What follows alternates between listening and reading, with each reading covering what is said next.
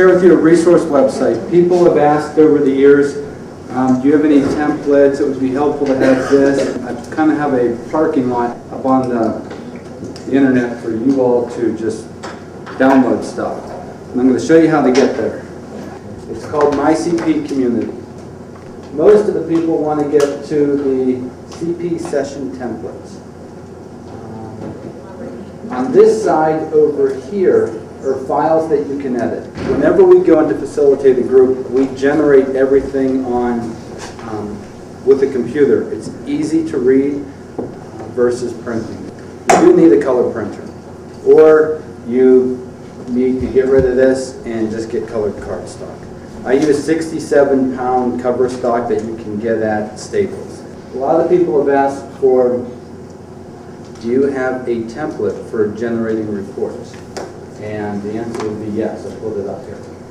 And this is just how I do it. Take your topic card, put it up there. Table of contents, who participated, and I always lay out designs using text boxes in Microsoft Word. It's easy, and it gives you just kind of that storyboard flavor, the feel.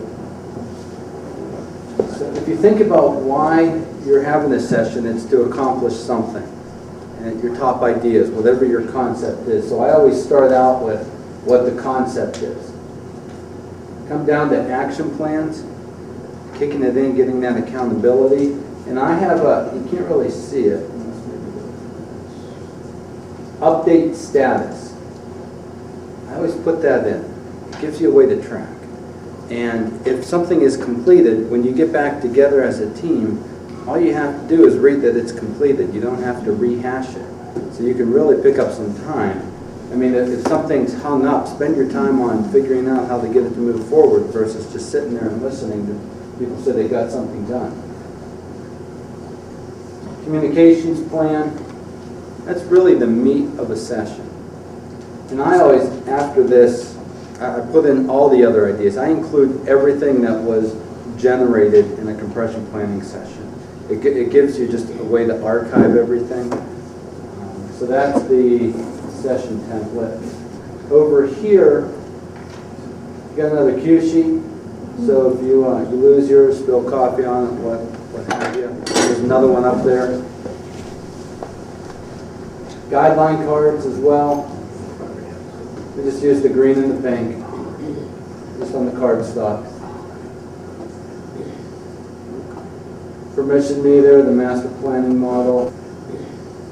If you're working with a group over a period of time, I mean longer than 2 hours, and you want to do a little bit more in-depth orientation to the process, if it makes sense, this is what we use.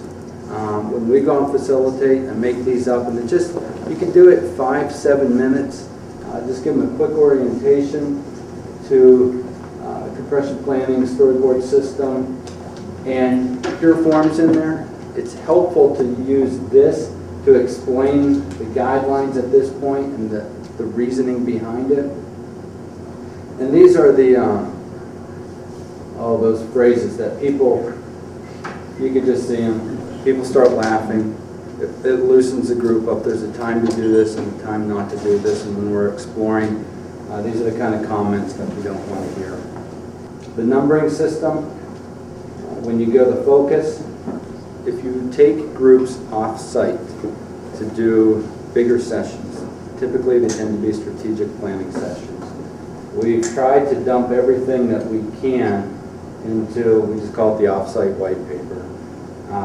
It's about a 39-page document that we tried to share everything that the process we go through working with groups, all of the logistical considerations, recruiting to the project team considerations, food, lighting, all of that. It's up here for you. Know that it's there. At one point, we did a brain train, our newsletter, on tables, table configurations. How do you set for different size groups? It's now in the book. I included it in it because I got a lot of feedback on it. Not all tables are created equal. Some make for really good, easy to use, easy to set up, easy to reconfigure. You can see different table configurations, what to look for, easy reset. I think that the ones I love the most are they're lightweight, they're the plastic ones that you could just quickly, you could sit at the end of a table and not worry about bumping your knees.